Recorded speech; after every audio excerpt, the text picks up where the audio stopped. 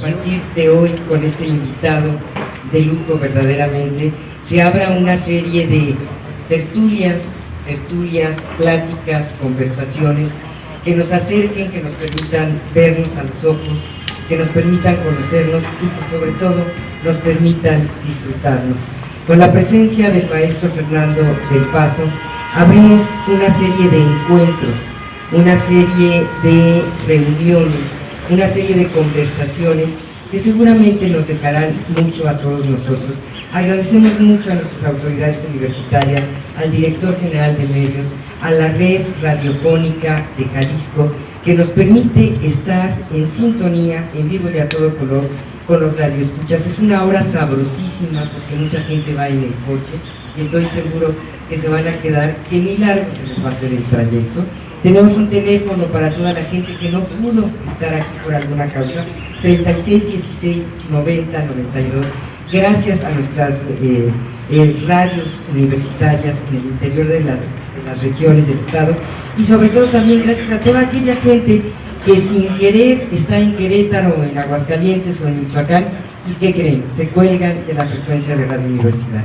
Estoy seguro que hasta allá la voz de don Fernando del Paso, el diálogo que tiene con nosotros, las personas que nos hemos acercado a su obra, que hemos tenido esa obra en algunos momentos de nuestra vida en el buró, que la leemos al derecho y al revés, con Carlota sola, con Carlota acompañada, con Carlota medio loca, con un Maximiliano que nos guste o que no nos guste, y todas esas peripecias de la historia ha acompañado nuestros sueños y sobre todo nuestros desvelos de una manera muy plácida.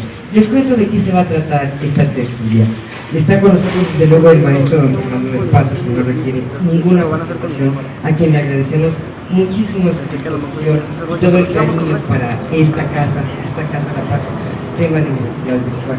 El maestro Manuel Moreno Castañeda, nuestro anfitrión, y que seguramente ustedes lo conocen porque es rector del sistema de universidad virtual, porque tiene 20 años con su necesidad de que se puede aprender de otra manera, creyendo en el aprendizaje de los sujetos, y pocos lo conocen como historiador. Hoy lo van a conocer como historiador, les va a encantar.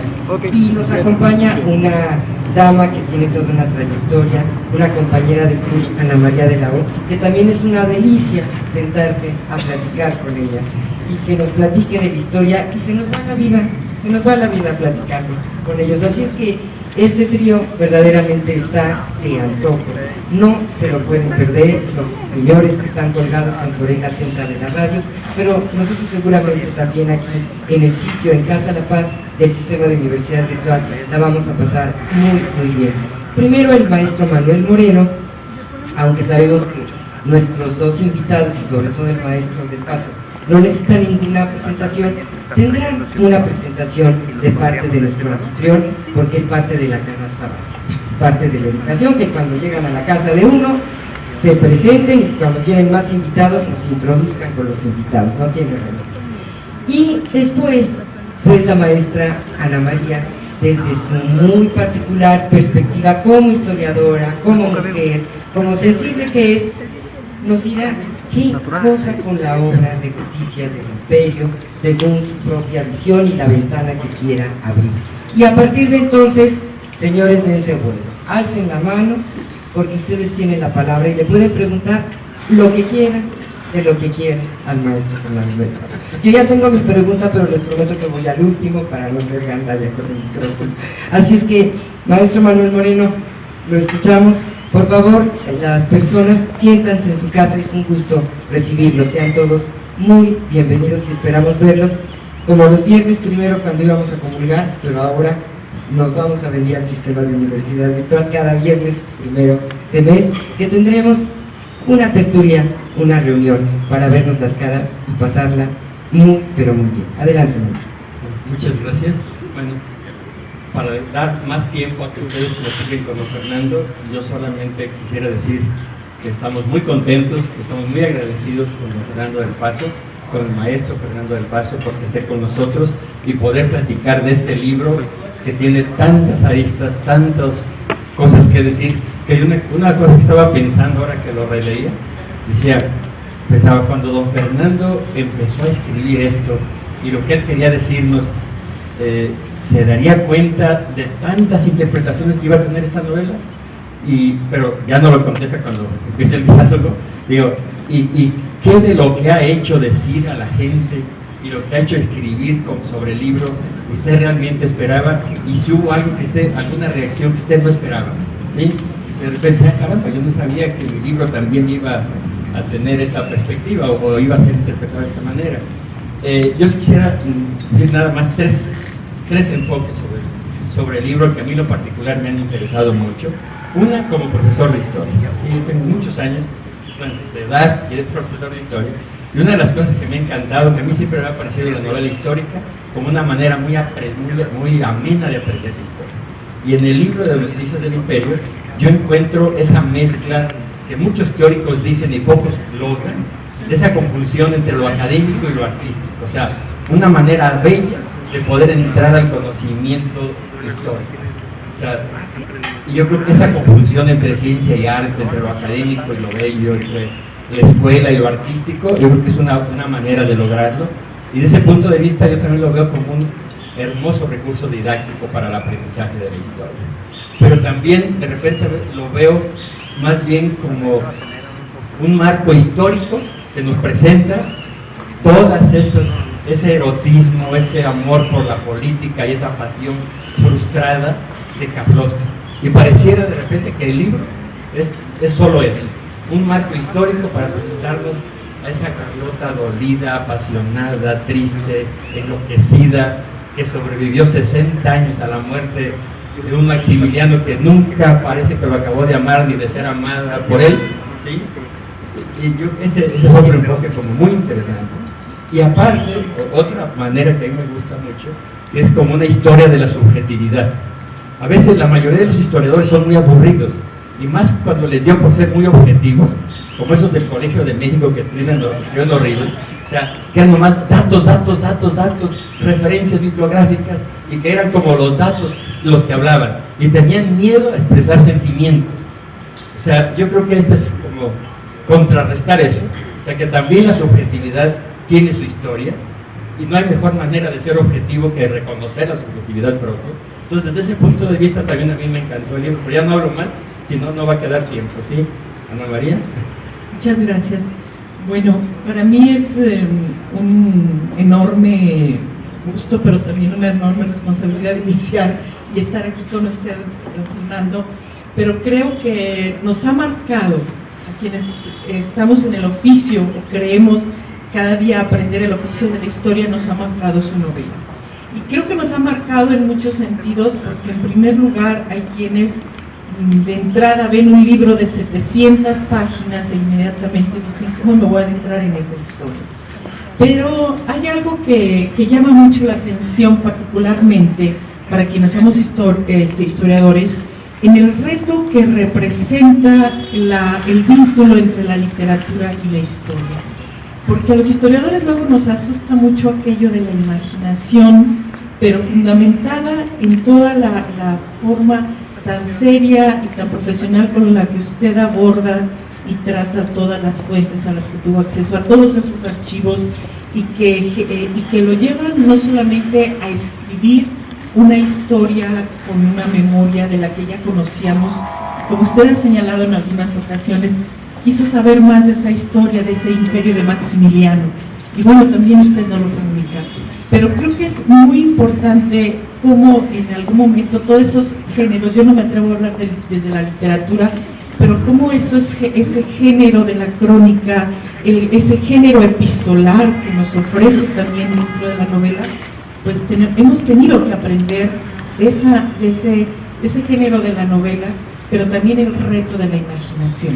Y cuando hablo de imaginación, creo que a mí me parece muy importante lo que plantea la novela en términos de lo que es la memoria, porque de entrada el arranque de la novela es con la memoria de Carlota, una memoria que está recorriendo el tiempo de un presente hacia atrás, y con todos esos, yo le llamaría espejos de la memoria. Carlota frente a su pasado, pero también en su presente, pero también nos pone frente al reto de explicar un periodo de la historia de México, de una memoria oficial que en ocasiones ha satanizado lo que es el Segundo Imperio, ¿no? Y también creo que es muy importante en el sentido de que nos pone frente al reto de nuestra propia memoria, en ocasiones quienes somos mujeres, frente a reflexionar inclusive hasta nuestro propio erotismo, ¿no? A no asustarnos de pensar que esos héroes o esos personajes históricos pues fueron de carne y hueso, ¿no? Entonces creo que el abordar, el leer, el disfrutar esta novela, pues no solamente como académico, sino también desde el lado humano, y el humanizar esos personajes, ese Juárez, ese Maximiliano o ese Mirabeau que luego están ahí presentes, ¿no? Entonces creo que uno de lo que aprende mucho en la novela es eso, el arte el arte de imaginar la historia, y bueno, a fin de cuentas es eso, porque como historiadores no tenemos acceso directo a esos hechos del pasado, y eso es algo que hemos aprendido mucho con su novela. Entonces, más bien, a mí me gustaría que usted nos pudiera platicar en ese tenor cómo el papel que juega el tener enfrente esos documentos, que sabemos que usted estuvo frente a ellos, pero también el papel que como hombre, como ser humano, uno empieza a trabajar con ese tema de la imaginación para luego vaciarlo con toda, ahí sí que yo me pongo en pie frente a lo que es la escritura y la narrativa que tan excelentemente usted nos ofrece y que ha llevado a que esta novela sea calificada como la novela del siglo XX. Pues muchas gracias, quiero manifestar que me siento muy honrado por esta invitación y también por estas exageraciones que se han cometido ya hasta este momento. Voy a ser breve para dar también oportunidad al público de que haga algunas preguntas. Por lo pronto quisiera yo agregar a las mezclas de las que habló el señor rector, que la novela es también una mezcla de la locura y la razón, y por eso el epígrafe que precede a la obra dice la imaginación, la loca de la casa, que se atribuye a varias personas, entre ellas al francés Malebranche. Y es también una mezcla de la mentira y la verdad, porque el hecho de que yo eligiera como personaje a Carlota, y Carlota se volvió loca, yo tomo ese personaje a partir del momento en que ya ha perdido la razón, le permite a un novelista o a un cuentista o a un autor de obras de teatro manejar un personaje muy rico, porque un personaje sí lo mismo puede decir cosas muy sensatas que cosas muy extravagantes. La imaginación es, pues, en ese caso, la loca de la casa. La verdad y la mentira no están definidas ahí, no hay fronteras para el lector que digan, bueno, aquí termina la verdad y ahora el nuestro sigue con la imaginación y aquí termina la imaginación. No, están entremezcladas en toda la obra, aunque abunda más locura en los monólogos de Carlota que en los otros, eso desde un punto de vista, porque como es un monólogo totalmente retórico, no es un fluir de la conciencia al estilo de Molly Bloom en el Ulises, que pretende ser, digamos, un reflejo fiel de la corriente de la conciencia. Monólogo muy trabajado. Hay también mucho más de verdad en los monólogos de Carlota y mucha más mentira en lo que parece históricamente cierto, porque siempre la mentira es la base de la política y del poder. Una vez una persona me dijo, yo no sabía que Carlota había sido marquesa de Matignon. Y dije, no, pues nunca fue, pero lo dice ella. Le digo que es para pocas. sí, reina de Chichén Itzá, baronesa del Mato Grosso, en fin. Yo hablo de eso, digo que ella se siente así, haber tenido todo ese poder, porque la aventura emprendida por Napoleón III y los senadores mexicanos, pero sobre todo por Napoleón III, era la de conquistar toda América Latina para Francia, toda América Latina, salvo Brasil, donde sabemos que reinaba la dinastía de los Braganza. Entonces hubo ese intento, que ya sabemos que fracasó. De modo que es difícil discernir qué es verdad y qué es mentira. Por otra parte, toda novela, las buenas y las malas, son novelas históricas. No nada más las que manejan personajes históricos que vivieron en la realidad, sino todas, por ejemplo, pues la comedia humana de Balzac es un fresco inmenso de las costumbres de su época, de los usos, los vestidos que se usaban, la arquitectura, las mañas de la política, la alimentación, la busca de tiempo perdido es otro fresco también inmenso, y así hasta las novelas más pobres algo nos dicen de la época en la que están situadas y en la que están, en las que fueron escritas también. Pero ahora sí yo quisiera más bien que me entrar en contacto con ustedes y que pues, me hagan las mismas preguntas.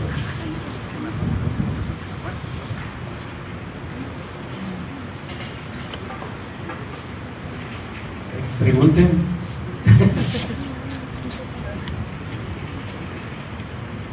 Don Fernando, ¿qué le costó más trabajo?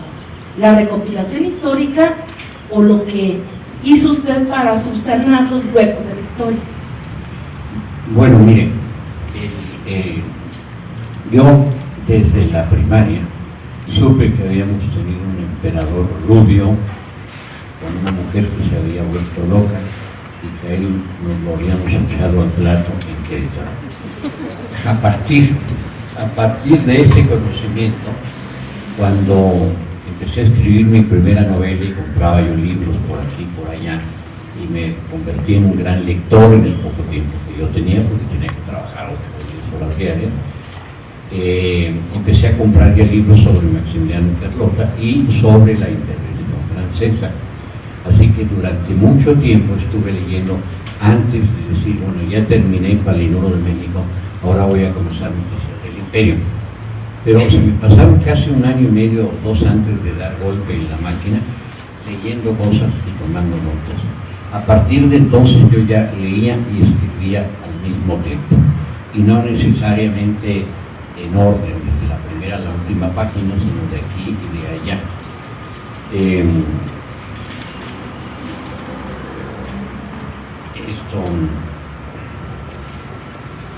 Yo hubo un momento en que dije, bueno, no debo construir un barco tan grande que se vaya a hundir. Ya tenía yo novelas muy voluminosas y alguien me había preguntado una vez, maestro, ¿usted no sabe condensar? Palinuro tiene 700 páginas. Le dije, claro que sé condensar, iba a ser de 3.000 y la condensé.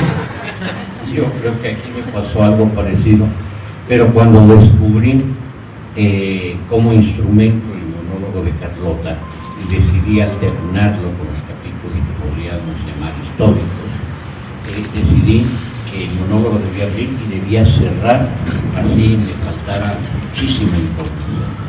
Si yo hubiera sido historiador, probablemente estaría escribiendo todavía sobre Maximiliano y Carlota, pero no soy historiador, por fortuna, y desde que acabé el libro hace muchos años no he vuelto a leer nada sobre ellos, porque me voy a encontrar con cosas muy interesantes que no digo, no traté en la novela, y no quiero eso, no quiero que me pase eso. Entonces, en un momento dado yo le di a la... ¿Ustedes se acuerdan de la historia, no sé cómo se puede llamar, no es un aforismo, es de la de Aquiles y la tortuga, ¿sí? Que se ponen a correr y la Aquiles que nunca alcanza la tortuga, ¿no? Por cuestión de fracciones matemáticas. Yo dije, no, en este caso le voy a dar el papel de la tortuga a la documentación, y el papel de la imaginación a Aquiles. Y Aquiles, en la realidad, tiene que ganar. Y así fue que ya cuando acabé el último capítulo, y dije, bueno, ya estaba en corrección, en proceso de corrección la novela con el embajador que teníamos en Bélgica, el señor Luis Beckman, que era un gran historiador de una enorme erudición. Me habló por teléfono a París y me dijo, Fernando, sé que usted está haciendo una novela sobre Maximiliano y Carlota. Yo tengo 130 cartas inéditas de Carlota. Si viene usted aquí, hacemos una fotocopia, se la hace bien. Yo dije, don Luis, ya no es posible. Ya, acabé la novela, porque si no, me voy a volver loco. Otros 10 años, si hubiera salido, pues un libro inmenso, ¿verdad? Muchas gracias. Gracias, buenas tardes. Son dos dudas. Una, en relación a si la posibilidad de la locura de Carlota tenga que ver precisamente con su origen en familias monárquicas, en familias de la realeza, y un choque drástico con la realidad. A ver, ¿me puede reformular la pregunta? Sí, con todo gusto. Si la locura de Carlota puede atribuirse también a su origen monárquico y su mundo tan distinto al real con el cual se topó, incluso con la muerte de Max estando acá. Esa es una, si puede haber una razón por ahí. Y otra duda, ¿qué habrá sido de los dos supuestos hijos que cada uno tuvo por su lado? El hijo de Maximiliano con la llamada India Bonita, allá en Cuernavaca, y el hijo que se supone tuvo Carlota ya estando en Europa de regreso. Sí, bueno, esa es una pregunta que me han hecho como 300 veces, y 300 veces la he contestado.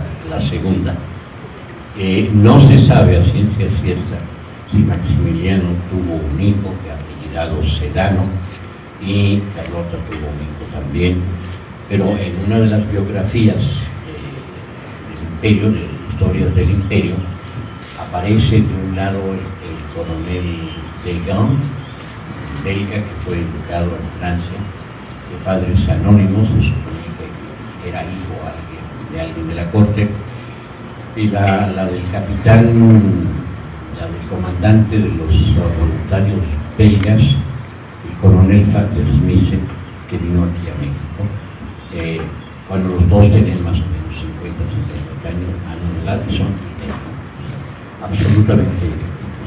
O sea que es muy, muy probable que Belguer haya sido hijo del coronel Van der Smissen, que también jefe de la Guardia de la Emperatriz, pero eso no prueba que haya sido hijo de Carlota. Hay leyendas para todo, incluso una dice que el coronel Belguer nació cuando iba su madre Carlota camino a Gante, a la ciudad belga de Gante, era Wey Gant, en el camino a Gante. Bueno, eso es una de las más sabrosas, pero no prueba absolutamente. Por otra parte, un señor apellidado Sedano se hizo espía de los alemanes en Francia y acabó fusilado en Balsam. Ahora, lo que un novelista tiene que aprovechar es que no tiene que poner ni notas al pie de página, ni biografía, ni nada de eso. Tenemos una enorme lucha. No se sabe si Maximiliano tuvo un hijo en Cuernavaca, con los jardines Borda, con la esposa del jardinero o con la hija del jardinero.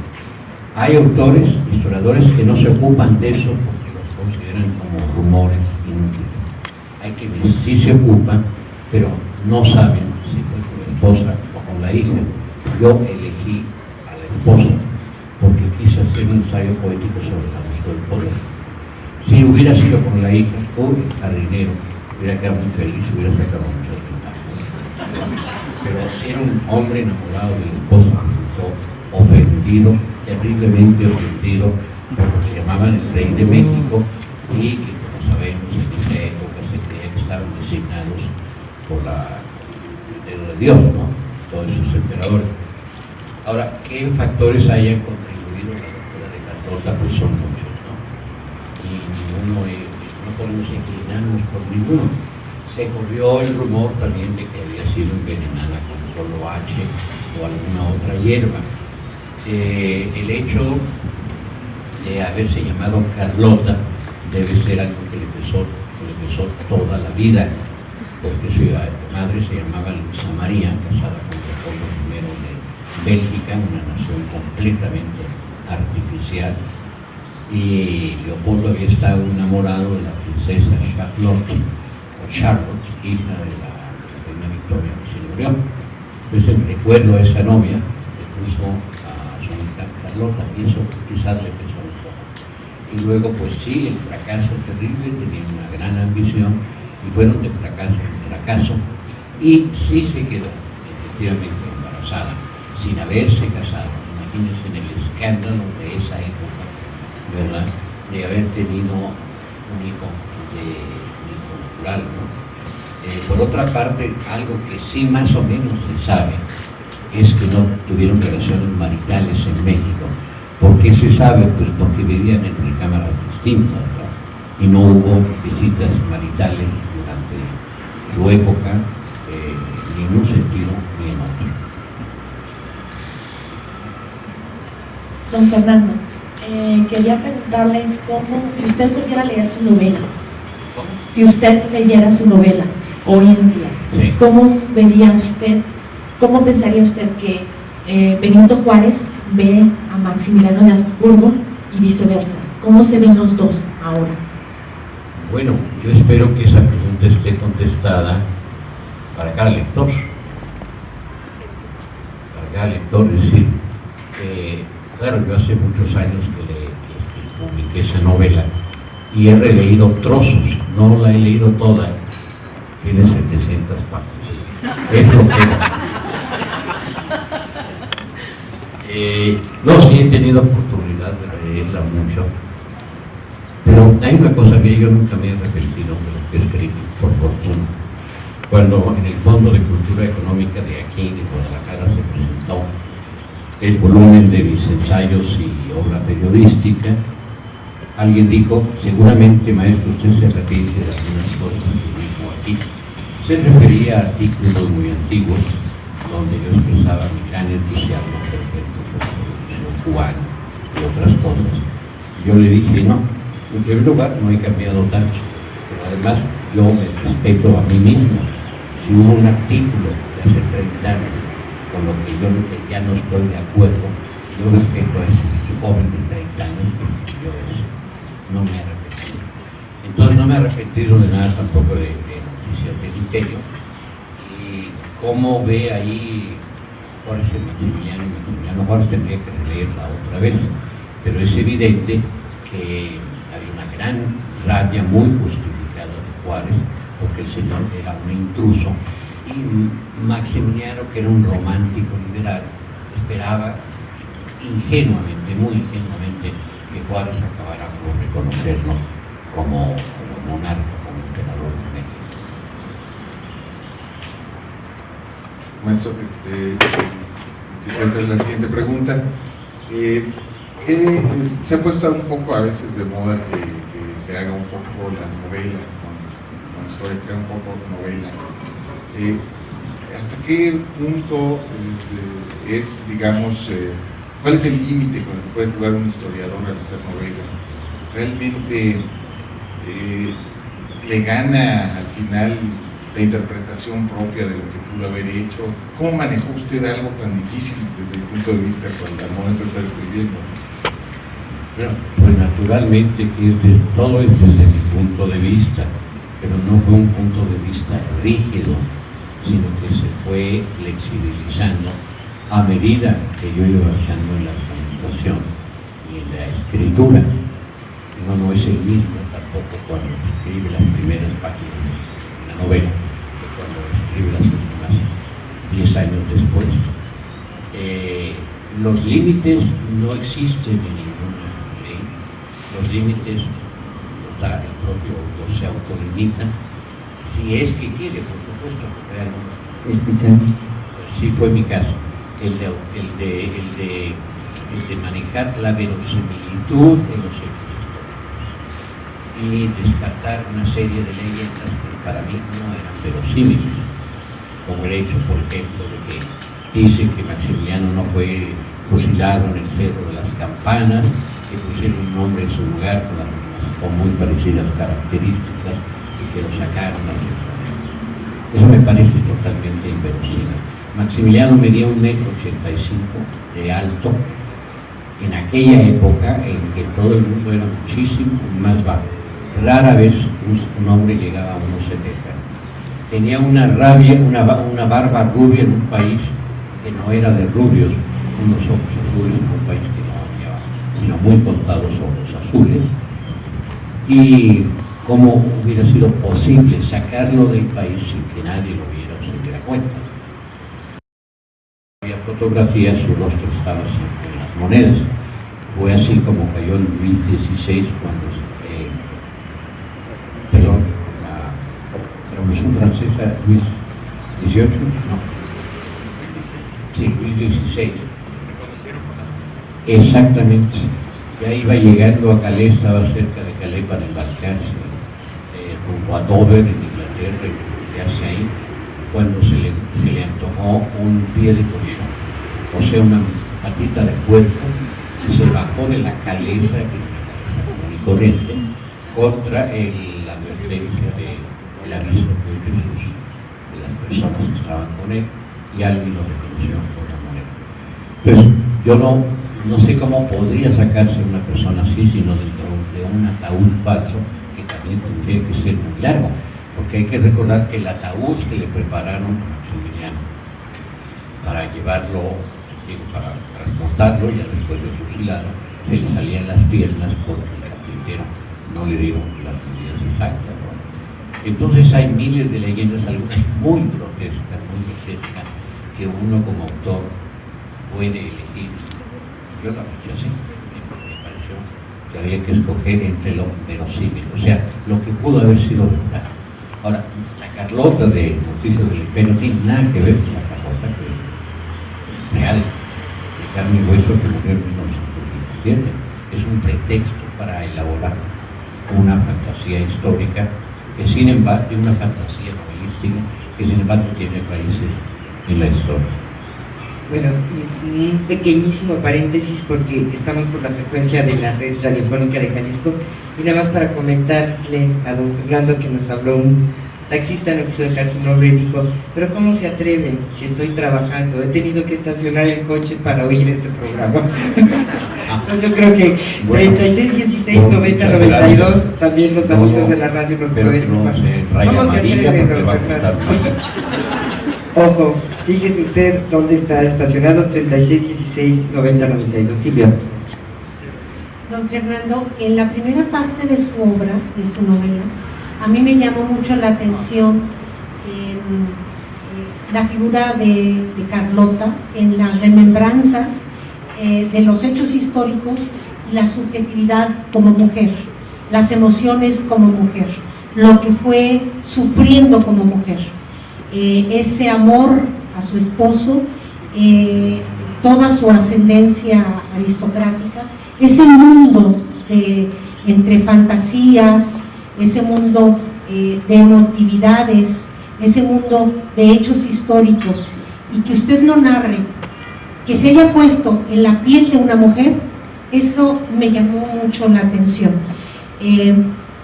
¿Qué me puede decir al respecto de un literato, un historiador, narrando o remembrando el pasado de una mujer?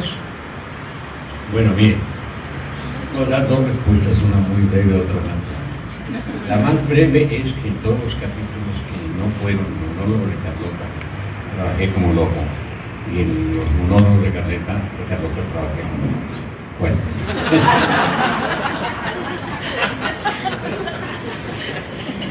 La otra es simplemente es precisamente tener la habilidad de inventar personajes, lo que hace el novelista, es lo que hace el cineasta de ficción, y escribe obras teatrales, ¿no? Si no tuviéramos la habilidad adquirida principalmente a través de muchas lecturas, más que en otras cosas, pues no podríamos crear personajes verdaderos. Es decir, Crimen y Castigo no hizo a Dostoyevski un asesino. Quizás todos tenemos un poco de asesino y un poco de todo, pero no por eso lo somos completamente. Entonces, yo no entré en la piel de ninguna mujer, salí de una de ellas, eso sí, se lo aseguro. Pero lo que sucede es que simplemente ya, aunque sea de, como decía Sancho Panza, aunque sea de oídas, pero uno conoce ya la psicología, los rasgos psicológicos principales de la mujer. Y aunque, por ejemplo, nuestro placer físico, nuestros orgasmos son distintos, pues no son tan distintos como para que no los entendamos y podamos pensar en las angustias sexuales o las frustraciones de una mujer. Así que yo creo que simplemente la habilidad que por fortuna tienen los novelistas de crear personajes convincentes, nada más.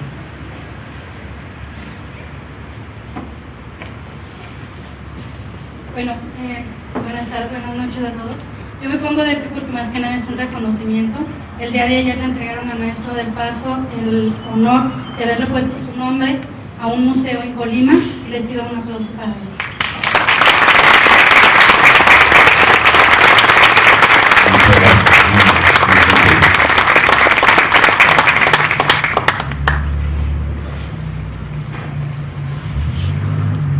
Bueno, con todo lo que he oído, muchas gracias, don Fernando.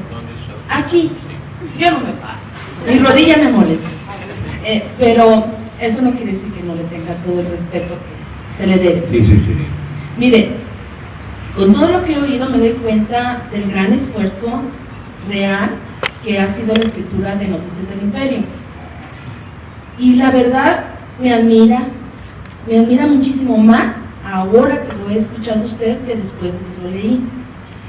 Creo que su modestia lo hace ser gracioso con nosotros, que sí lo es. A mí me ha causado mucha risa algunos de sus comentarios, pero más que nada me llena de orgullo pensar que una cabeza como la de usted es capaz de abrirnos panoramas y vistas hacia el pasado y hacia nosotros mismos, como dijo la maestra. Muchas gracias, don Fernando. No, al contrario, muchas gracias a usted. Yo quiero decirle que claro, uno tiene ciertas habilidades, pero hay que cultivarlas.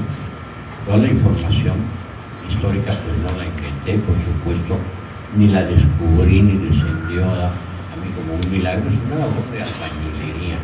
Una novela es una construcción que puede ser modesta, puede ser catedralicia, pero es ahí donde el novelista es el arquitecto, pero además es el único albañil que va poniendo cada palabra así como se pone cada ladrillo. Es una labor de muchos años, hay que tener constancia. Solamente en ese sentido, bueno, pues se puede explicar todas las novelas, de hecho, ¿no? Es un trabajo, son un trabajo. No, quizás no soy tan modesto como usted cree, porque me gusta mucho la historia. Estoy muy contento de haberla escrita. Y ahora podría también contestar a alguna de las cosas que dijo la maestra, porque fue ella, de la información que proporcionaba la novela. Desde hace, no sé, 30 o 40, 50 años, cuando se iniciaron la especie, cuando se desarrollaron más que nunca ciencias como la lingüística y la semiótica y el construccionismo y esas cosas que a mí me sacan explicar, porque usted se ha fijado cuando algo es eso, es semiótico, parece que dicen que es psíquico. Es que claro, es una enfermedad que se contagia por la lengua. Pero en fin, aparte de eso, en donde iba yo, descubrieron que la novela, una novela cualquiera, pero mucho más los que tienen mucha información, les dice cosas muy distintas a cada lector. A veces tan distintas como si podemos imaginar qué es lo que le dice una noticia del Imperio a un lector joven de 20 años de edad o a una señora de 60 años de edad belga. Pues les dice cosas absolutamente distintas. Hay unas que se les dice a los dos, podrían ser los datos duros, la información dura, pero por lo demás son dos cuerpos completamente distintos. Entonces, qué bueno que cada lector tenga una lectura propia. Pues felicidades, maestro del Paso. Es una novela interesante. Yo creo que en todo el mundo hay Carlotas. México tuvo la suya porque el amor es una locura y está muy plasmado en su novela esa locura de amor de ella hacia Maximiliano, el perdonarle todo, el fantasear, el fabricarse ella su propio imperio y refugiarse en todo eso, ¿no? Entonces, pues México también tuvo su Carlota, su emperatriz, su mujer esplendorosa en el sentido del perdón hacia su emperador a pesar de todo. Es una novela muy interesante y gracias porque lo plasma usted tan gráficamente así como es, como va, y para que nos demos cuenta de lo que pasó durante este Pues muchas gracias. Un segundito nada más.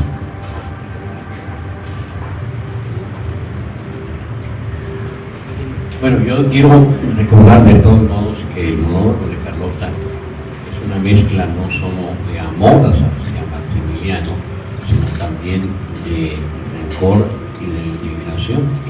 Pero yo creo que eso se da en millones de casos de las mujeres que sienten esas cosas hacia sus hombres y los hombres que también las sienten hacia sus mujeres. Lo importante es cuál de todos ese sentimiento va a prevalecer y va a ser más fuerte, ¿verdad? Es el amor, el rencor, el odio, porque es una mezcla de todos. Y Carlota, además, expresa muchos sentimientos como también rencor, respeto, en fin, todas clases de sentimientos, no solamente hacia Carlota, tipo hacia Maximiliano, sino hacia México también.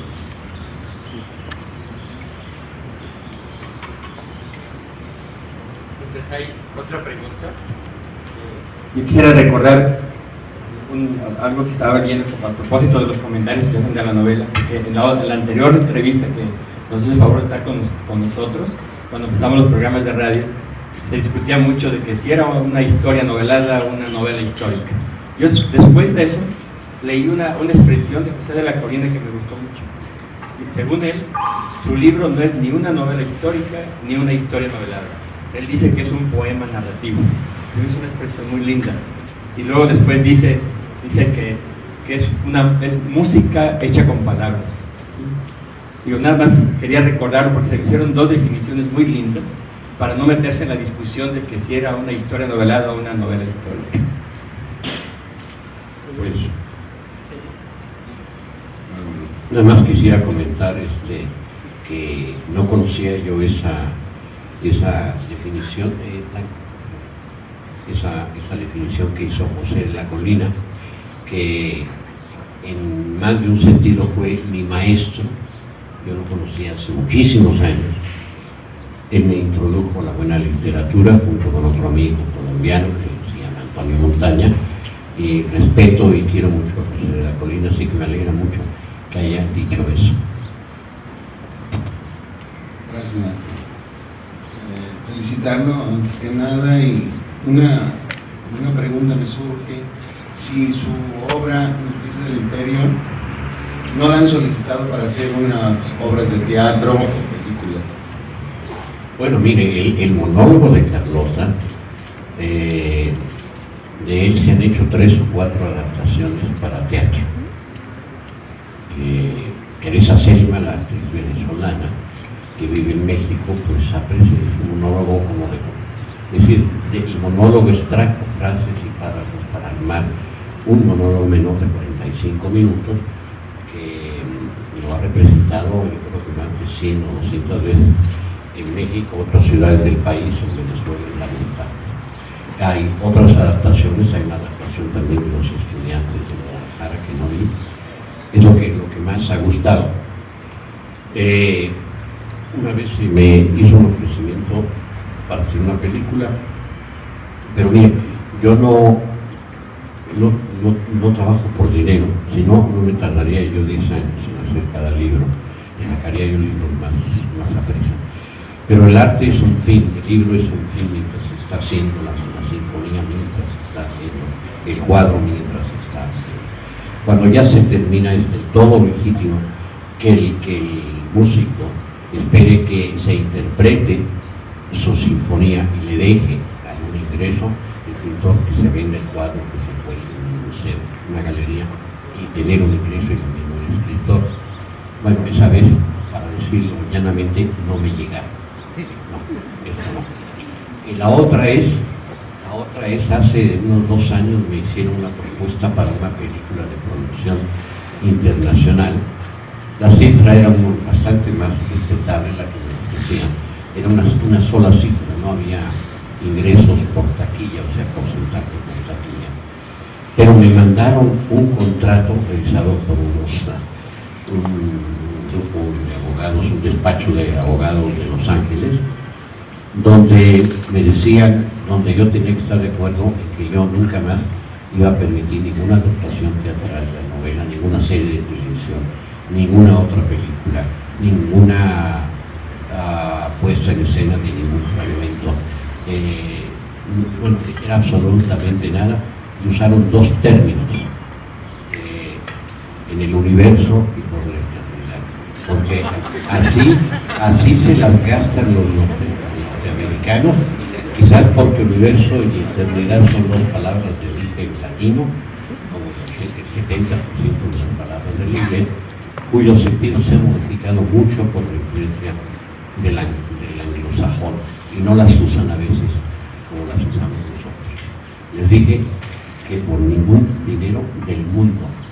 Ahora son tontos. Cualquier cineasta puede hacer una película sobre Maximiliano Carlota. Ahí está la historia. La historia no me pertenece. Cualquier novelista puede hacer otra novela. La historia no me pertenece. Ahora, si ellos ya quieren sacar una frase o 20 frases de Noticias del Imperio o una escena que escriba yo, pues entonces sí entramos en problemas de derechos de autor.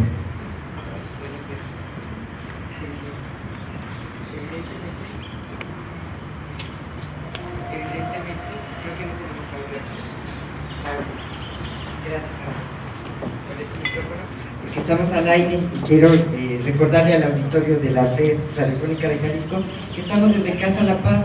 El maestro Manuel Moreno ha tenido una idea sensacional. Usted, amigo taxista que se quedó ahí, que le dijo a don Fernando, no se vale que me haga eso porque estoy trabajando, lo invitamos a que se venga a tomar una copita de vino blanco de tinto que está brillito y que venga Todavía alcanza a platicar con usted. Sí, claro que sí. Mire, yo cuando lo dijo usted no entendí que era un taxista, sino un automovilista. No, un taxista. Sí, es taxista. Por eso es que ¿qué le pasa a claro, usted? Que se tuvo que estacionar, está trabajando, cosas, palabras. Es Avenida La Paz y Calderón de la Barca, justamente en la esquina, en esta colonia americana. Aquí los esperamos. También usted que ve en tránsito, que a lo mejor está cerca de estas calles, que casi todas están en compostura, también lo esperamos con los brazos abiertos. Esta es su casa y estas son las charlas del sur. Adelante.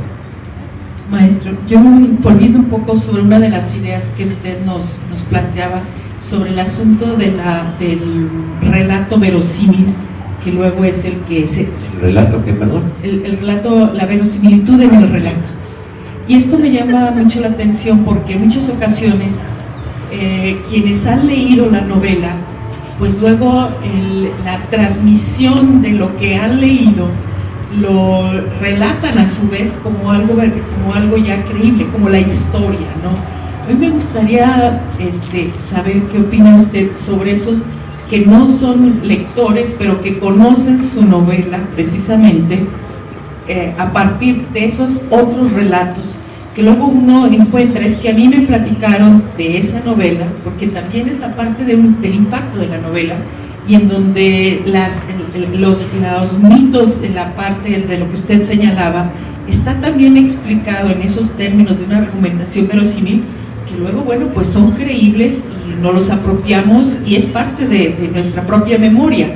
Pero luego lo interesante, por ejemplo, estoy pensando ahora en cómo estas historias, tenemos profesores que los han leído o se los han platicado y se los transmiten a los niños, es decir, ya no es solamente aquella historia que se transmitía en los libros de texto tan rígido que a muchos nos tocó aprenderlo, sino que esto ha servido también para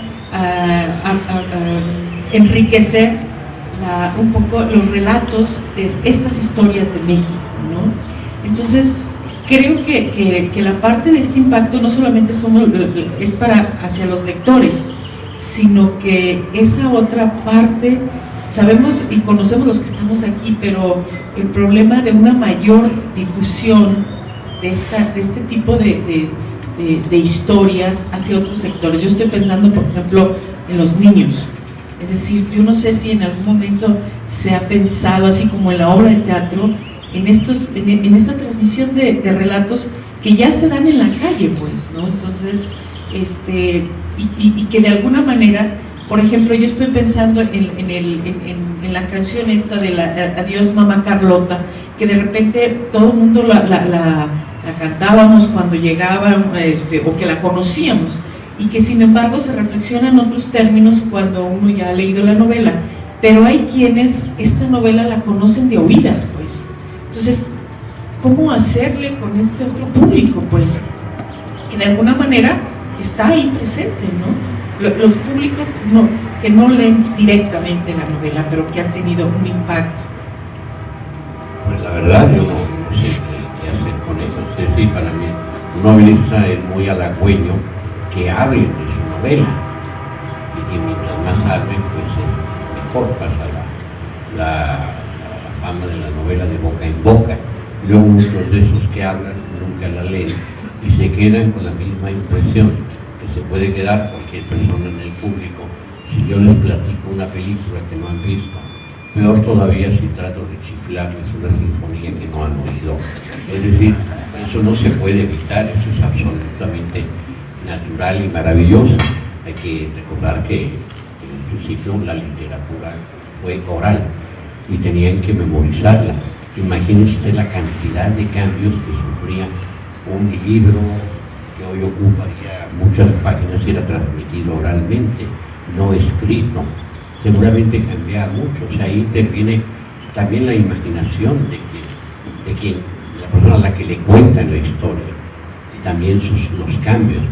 Cuando se conocía muy poco el Medio Oriente, pues había gente que iba allá y regresaba con unas historias fabulosas, pero algunos eran muy hábiles. Cuando veían que la audiencia estaba unida, pues les contaban una fantasía para traerla. Ellos vendían su literatura oral y la cambiaban al gusto, como los discursos de los políticos también, ¿verdad? Entonces, ¿qué hacer con ellos? Bueno, pues no sé, abaratar los libros por lo pronto, ¿verdad? Por lo pronto abaratarlos, que los libros están caros. Y por lo demás, pues no sé qué más se puede hacer. Sí, yo estaba pensando, por ejemplo, en cómo introducir esta novela hacia lo que es los jóvenes, los niños, por ejemplo, ¿no?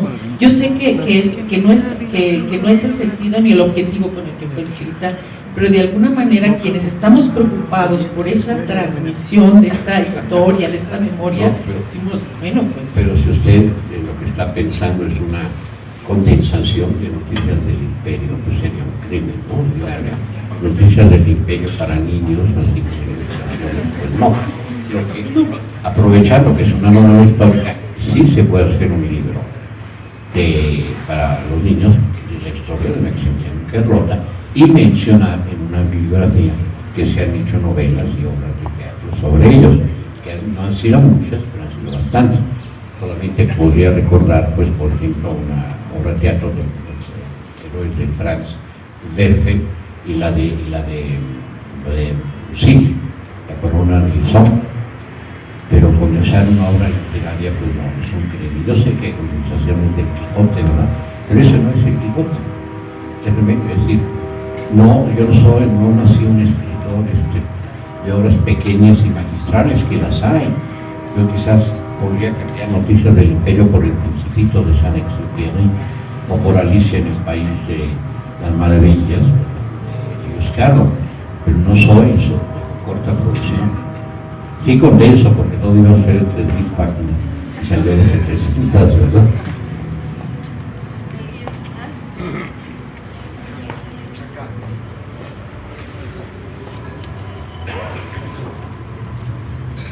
Buenas tardes, es un gusto escucharlo y sobre todo verlo. Yo quisiera preguntarle a qué cree que se deba que hubo una época en que consiguieron varios autores que sean en esta búsqueda, la novela monumental, la novela totalizadora, y parece que se está perdiendo esta ambición en la narrativa más que está haciendo hoy en Latinoamérica. Como por ejemplo, ¿en qué época? Digamos, bueno, a partir, quizás se podría cerrar el siglo, no sé, considerarse con Noticias del Imperio, y no sé si desde Saba, que las novelas que hubo en medio del Perú, hubo varias novelas totalizadoras en Latinoamérica en un par de décadas. Bueno, yo no sé si las llamaría todas totalizadoras. Ninguna novela puede ser calificada como macrocosmos, pero sí como microcosmos. Si usted habla de lo que se consideró como el boom de la literatura latinoamericana, y que hubo sí un boom, y hubo novelas largas, sólidas y muy bien hechas, pues eso es un misterio también. Eso es un misterio por qué se da en cierta época una edad de plata o de oro en alguna literatura, ¿no? En España podríamos decir que después de la expulsión, medio siglo antes de la expulsión de los moriscos, en la mitad del siglo siguiente, el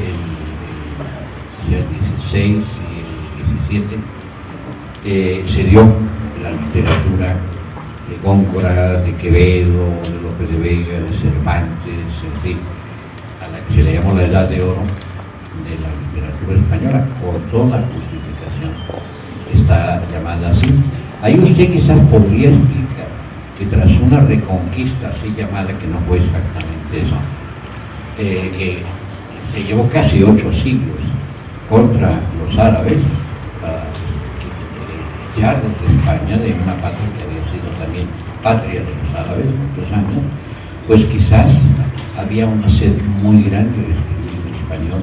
Quizás este hecho propició la creación de la lengua castellana, no de la española, de la castellana. Para mí hablamos castellano, no español.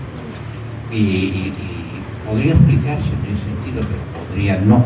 Y así en la literatura se han dado olas, pero no han sido explicables. No necesariamente en una época de prosperidad, no necesariamente en una época de pobreza, son inexplicables. Pero algunas olas de historiadores sí son explicables porque están separados por generación.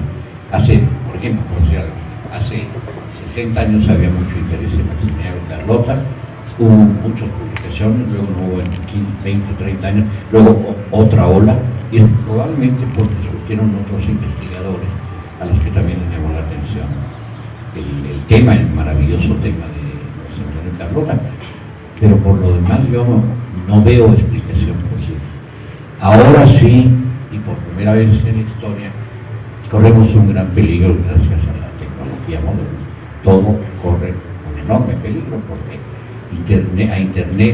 Internet no tiene capacidad para ser Dios y le sobra para ser el diablo.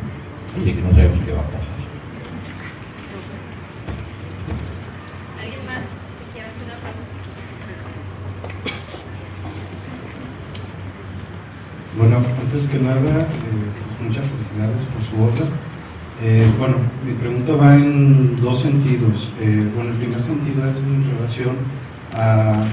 Habla de hay un proceso de investigación histórica, pero a mí me queda la duda si hubo algunos elementos de prospección física que ya no tienen que ver tanto con la cuestión documental, sino con la cuestión de presenciar el sitio o los sitios que estuvieron involucrados durante toda la novela, para poder transmitir, porque hay muchas cosas, inclusive de la novela, que se transmiten de una manera muy vivida. Y la otra es como un comentario en relación a las distintas apreciaciones que se pueden obtener de ciertos capítulos o ciertos fragmentos de la novela. Y en el caso personal, en relación a lo que fue La soledad de Carlota, yo al menos para mí los dos puntos más importantes de la novela vendría a ser donde ella se está despidiendo de varios de sus familiares, que creo que había en un fragmento de los monólogos, donde ella se despide de varios de sus familiares que ellos están en camas en una sola habitación.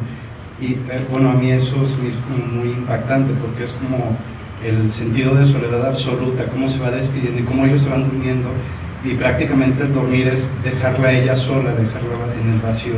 Y el otro que viene a corresponder con la cuestión un poco más científica o más apegada a las cuestiones de historia, que ya es en la parte final, donde se hace un recuento de todos los participantes a lo largo del proceso histórico de lo que fue el imperio, el segundo imperio en México, y cómo se empieza a decir, a este personaje fallece en tal periodo, este personaje fallece, y al final de cuentas ella es la que queda de todos estos partícipes de la historia sola, pero es como la parte fiel al documento, mientras que la otra es la visión romántica de esa propia soledad. Bueno, en primer lugar le agradezco mucho las preguntas, porque se ve que usted ha leído muy bien las noticias del imperio. Sus preguntas fueron varias. Primero, déjeme preguntarle qué es lo que entiende usted por prospección física.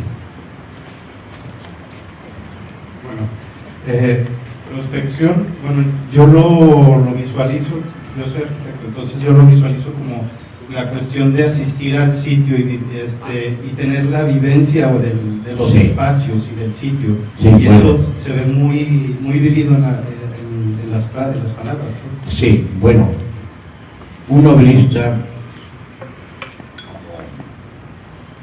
el que escribió Yo Claudio, ¿no se acuerdan? Yo Claudio, la novela, Richard Graves. Sí, exactamente. Nunca vivió en el Imperio Romano. Hizo una novela maravillosa sobre el emperador Claudio, más bien el emperador Claudio como pretexto para presentarnos a una serie de Césares que eran personajes muy complicados, para presentarnos un panorama histórico. Yo creo que mi novela hubiera sido otra si no los hubiera visitado, pero yo no tomé notas, yo quise absorber un poco de ese espíritu que para mí, para muchos de nosotros, pervive de una manera extraordinaria y sin explicación en muchas cosas materiales, ¿no? Yo soy agnóstico, no soy creyente, pero casi yo la primera vez que visité la Catedral de Notre Dame en París, la Alhambra en Granada, o el Machu Picchu, o la explanada del Muro de las Lamentaciones y la mezquita de la cúpula del Domo de Omar. No creo que haya carga de nada de eso, pero de pronto uno siente, quizás por autosugestión, uno siente algo muy especial en todos esos sentidos. Entonces sí conocí muchas cosas. No conocí en la cama de Carlota, porque dicen que Díaz Ordaz se la regaló a ¿cómo se llama? A la tigresa. Sí, hay algo de eso, pero ¿qué más me dijo usted, por favor? Lo otro era en relación a la soledad que se ve plasmada en todo el documento. Pues, mira, hay una cosa, yo creo que todo ser humano, uno de los momentos más bellos de su vida, si se da, porque desgraciadamente a veces nunca se da, es la infancia, cuando a uno lo acuestan a dormir, el padre, la madre o algún ser querido. Y siempre ha sido una gran ilusión de los niños. Yo creo que todos los países, todas las edades, dormir con el padre o dormir con la madre. Y es como un momento en decir, estamos juntos, así estamos juntos haciendo lo mismo que es dormir, que es descansar, y quizás sea como un preámbulo a la muerte, no lo sé. Entonces, esta escena donde Carlota está en un círculo, en un claro del bosque, círculo rodeado de árboles, y ahí están las camas de todos sus seres queridos, pues nace quizás de mi propia imaginación, no la de Carlota, que sé que ella nunca pensó así, ¿no? Pero la propia mía, porque Carlota están mezclados también mis pensamientos. Y la otra parte que digo, ¿ya no más? La otra ya era, bueno, cómo se se contrarrestaba o se complementaba con los hechos históricos donde se hace mención puntual de todos los personajes involucrados en el segundo. Bueno, mire, si usted puede leer los monólogos de Carlota por corrido, de manera corrida, sin que no le resalte a usted un parche, entonces quiere decir que están integrados gracias pues a ciertos trucos literarios, ¿no? A lo que llamaban invisiblemente, que es surcido invisible. Todos los autores hacemos surcido invisible.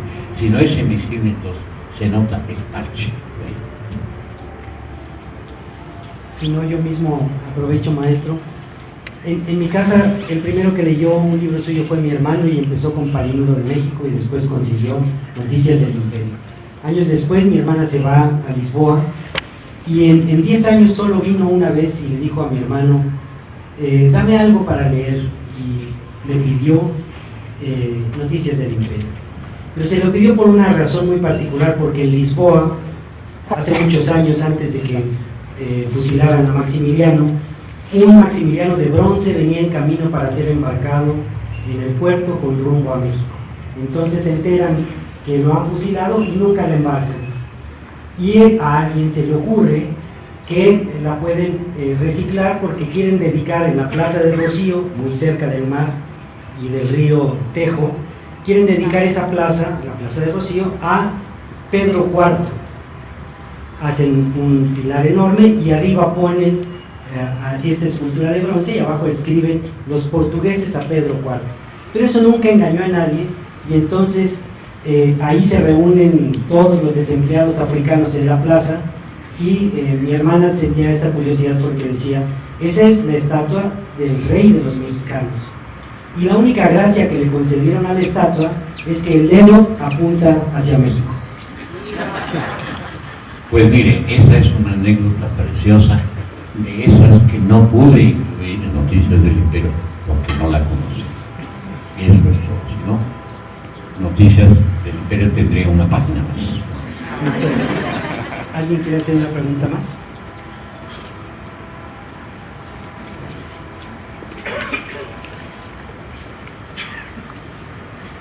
Maestro, pues antes que nada un honor tenerlo esta tarde aquí en nuestra clase universitaria, en la audiencia virtual. Yo quisiera saber, maestro, su opinión a lo largo de estos años que usted comenta, pues de esta recopilación de este acervo histórico al que usted tuvo oportunidad. No sé, usted, a partir de esta revisión, ¿a usted le surge la idea de esta línea sobre la cual va a basar este libro? O posterior a todas las vivencias también que nos comentan que tuvo oportunidad de estar en algunos sitios pues históricos y de relevancia pues en esta historia. Bueno, como dije antes, esta fascinación por la tragicomedia, el melodrama inmenso de Maximiliano y Carlota, a la que se agregó después la tragedia del país en sí, tragedia para México y tragedia para Francia también, porque mientras Francia estaba muy entretenida en conquistar México, Prusia se iba reforzando y poco después del regreso del ejército francés a Francia se desató la guerra franco-prusiana en la que Francia sufrió mucho más que los prusianos. Bueno, entonces esta leyenda me fascinó desde pequeño y luego me fui informando más y más. Ese es el proceso realmente. Pero os pregunta específicamente ¿cuál era? Si la línea sobre la cual usted escribió esta novela, usted la ideó una vez de que tuvo esta experiencia, este recorrido en este acervo histórico en el que se inmersó, o si usted ideó la forma en que iba a escribir esta novela, en la forma que visualizó a partir de que estuvo presente en estos sitios históricos y vivió un poquito más. No fue a partir de eso. Todos esos sitios históricos los visité cuando yo estaba muy avanzado. Y probablemente, bueno, yo no sé, no podría decir en qué forma esas visitas cambiaron el contenido o digamos el espíritu de la novela. Bueno, la forma en que está construida, que es un monólogo de Carlota que habla de la novela, un capítulo histórico, otro monólogo así hasta cerrar con un monólogo, se me dio después de varios años de conocer. No soy de los, nunca he sido de los que trazan un esquema así, a priori, decir esto, y esto, no. He dejado libre curso a la imaginación y un poco inclusive al azar también. Bueno, yo quisiera aprovechar para pedirles que levanten su copa y brindemos por este escritor y por su exuberante obra, ¿no? Con un aplauso, ¿les parece?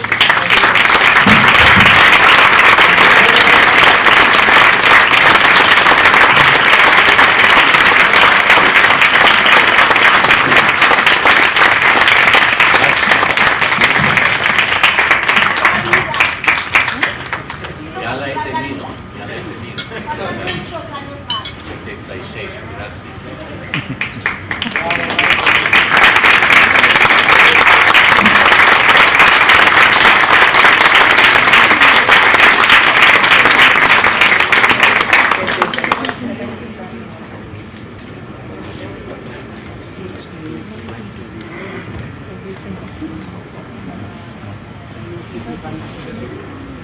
Van a presentarse. ¿Recuerdas sin más presentación?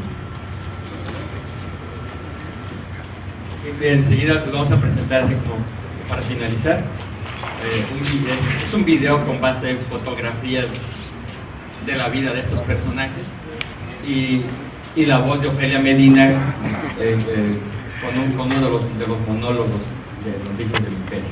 De hecho, el audio ya lo habíamos pasado por radio, pero se nos ocurrió, para terminar esta sesión, incluirle, además de la música, una serie de pinturas y fotografías de estos personajes y los lugares de los que hablamos ahorita. Aparecen ahí todos esos castillos y todos esos personajes de los que se platicaban. ¿Sí?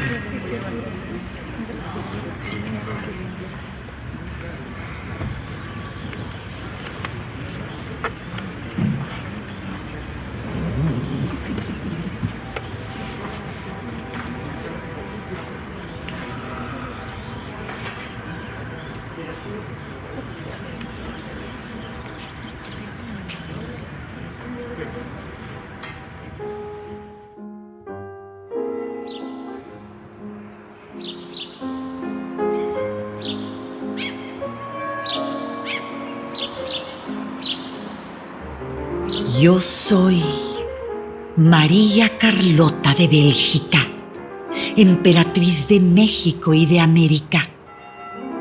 Yo soy María Carlota Amelia, prima de la reina de Inglaterra, gran maestre de la Cruz de San Carlos y virreina de las provincias de Lombardo-Véneto, acogidas por la piedad y la clemencia austríacas bajo las alas del águila bicéfala de la Casa de Habsburgo.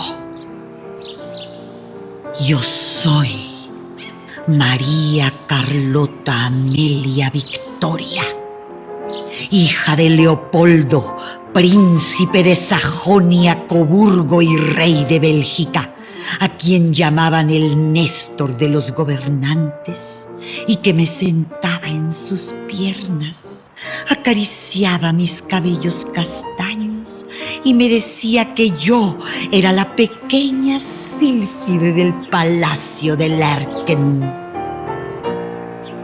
Yo soy María Carlota Amelia Victoria Clementina, hija de Luisa María de Orleans, la reina santa de los ojos azules y la nariz borbona, que murió de consunción y de tristeza por el exilio y la muerte de Luis Felipe, mi abuelo, que cuando todavía era rey de Francia, me llenaba el regazo de castañas y la cara de besos en los jardines de las Tullerías. Yo soy María Carlota Amelia Victoria Clementina Leopoldina, sobrina del príncipe de Joinville y prima del conde de París, hermana del duque de Brabante, que fue rey de Bélgica y conquistador del Congo, y hermana del conde de Flandes, en cuyos brazos aprendí a bailar cuando tenía 10 años, a la sombra de los espinos en flor.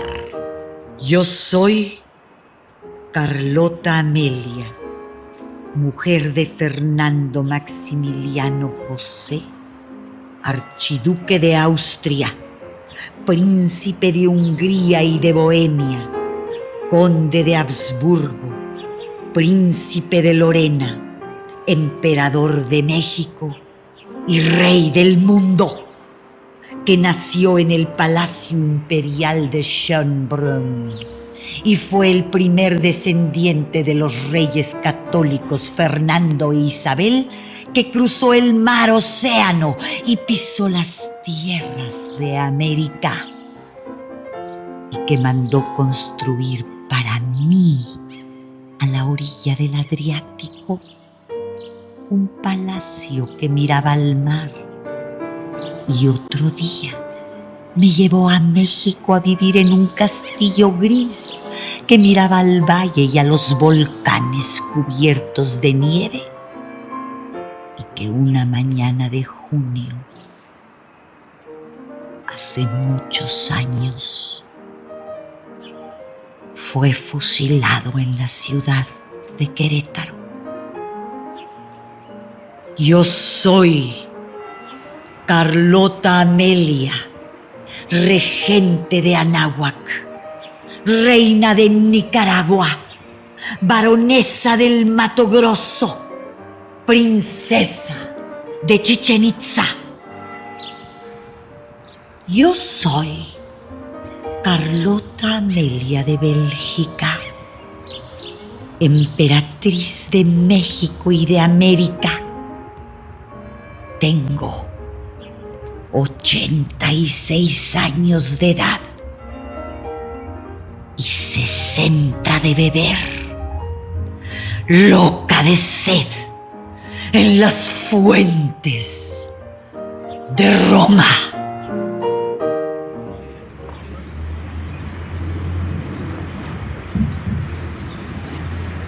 ¿Qué tal? 2 preguntas o 3 más hasta las 8:30. Hay un brazo.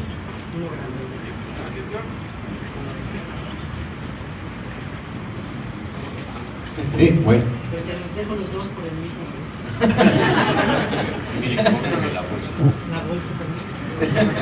De hecho, de regalo viene el disco. Yo me llevo 2 discos. Sí, de regalo. A ver, ¿alguna otra pregunta?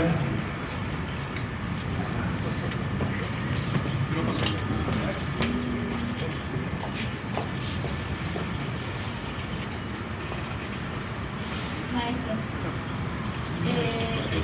la historia es irrepetible y algo tan fascinante como fue el caso de Maximiliano y Carlota indudablemente no se repetiría, pero si usted tuviera que tomar personajes de la vida actual, ¿quién sería su Carlota?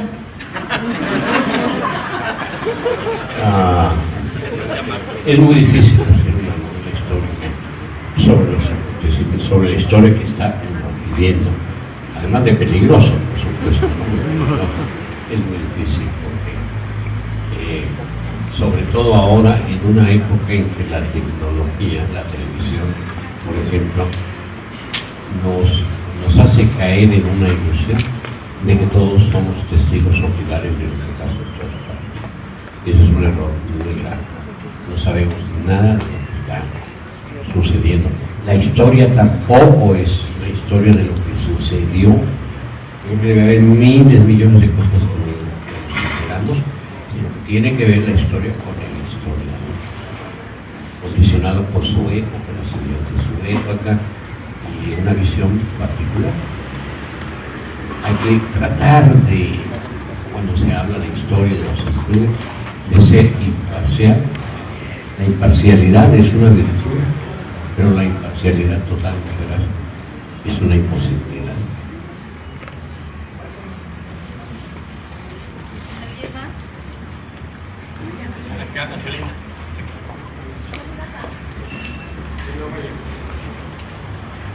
Gracias, maestro. Maestro, me he quedado impresionado en un campo que es el que yo manejo, y es el psicoanálisis.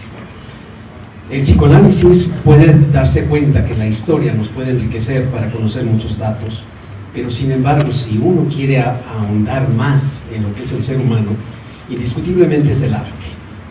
Y en esta novela, a mí me parece que algo muy central, digo, disculpando si hay otro campo más importante, es la locura de esta mujer.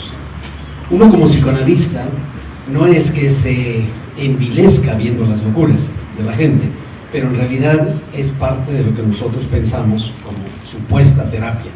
Creo que las novelas pueden ser algo muy importante en este sentido, y creo que este es una especie de elogio a la locura vista desde el psicoanálisis. Me interesa y creo que la voy a tener que releer y leerla ya con otra intención. Y muchas gracias por todo, profesor. Claro, muchas gracias. Gracias a todos. Las últimas dos. A ver.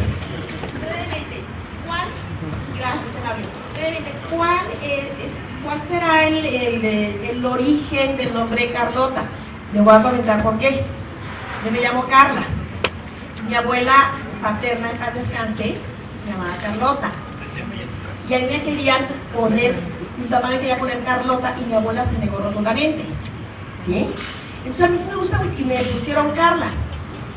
Pero a mí en lo personal sí me gusta mucho el nombre de Carlota, no nada más porque mi abuela, que fue grande, lo ha llevado, sino porque el nombre es fuerte, ¿sí? Entonces yo quisiera saber cuáles son los orígenes. Bueno, el origen de San Carlos, ¿no? Evidentemente, es decir, Carlota es el femenino de Carlos, y Carla también. Pero no sé cuál históricamente, San como Carlos. Históricamente antes de Carlota. Pues, si personas notables se ha llamado Carlota, no lo sé. Pero el origen pues, es un santo que se llamó Carlos. ¿Sí? No lo puedo decir. Un poquito lo que dice. Yo creo que también tiene que ver que en los Habsburgo, desde Carlos I, y luego que fue Carlos V y Carlos I acá, como que ya los Habsburgo les gustaba mucho el nombre de Carlos, ¿no? Y yo creo que también por eso lo repetían entre Carlos y Carlotas. Bueno, sí, claro, en las dinastías europeas se repitieron muchos nombres. Luis en Francia, Pedro, Alfonso en España, Pedro también en los Braganza, eran nombres que se repetían, porque así se habían llamado los abuelos, las abuelas, las bisabuelas. Quizás el origen es que el primer Carlos nació en el día de San Carlos, y entonces bautizados en Carlos. Una pregunta técnica. Usted comentaba que no hace un mapa de su novela antes de empezar a escribirla. ¿Hay un momento en el que lo haga? Cuando está empezando en el proceso. Sí, cuando descubrí, por ejemplo, la forma que iba a tener Noticias del Imperio, pues sí, ya se dio ese plano, ese esquema, pero ya no lo sé. En la cabeza. Bueno, pues muchas gracias.